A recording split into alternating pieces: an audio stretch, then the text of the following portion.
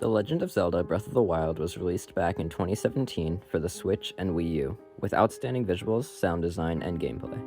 From the very beginning, the player is awakened in a small cave. Upon reaching the entrance, the player feels a sense of astonishment for the world that they are about to step into. The freedom to explore and experiment is made clear from just how many options are available as you progress through the world and story. Breath of the Wild has a unique art style as it looks like a painting come to life.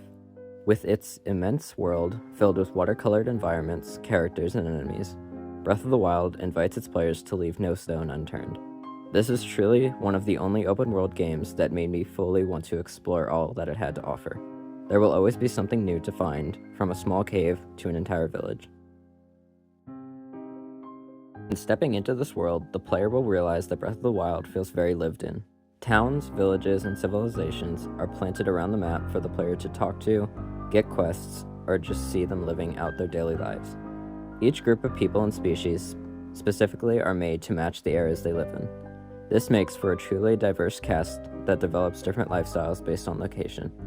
I see this as very important as it draws the player further into feeling like they are part of the world and the game.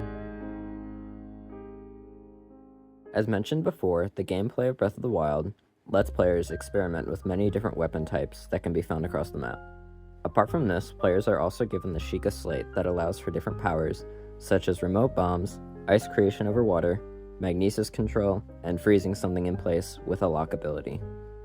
When progressing further through the story, Divine Beasts are also unlocked, which reward certain elemental type powers, including electricity, water, earth, and wind. Over time, players will find a specific playstyle, but are always encouraged to experiment further. The only gripe I have with this game is the story, which is honestly a bit of a letdown. It isn't bad, but for all that this game does so right, the story feels a bit lackluster.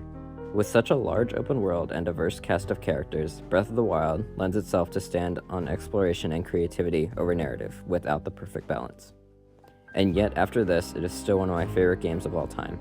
This is truly a landmark title, not only for Nintendo, but in gaming in general.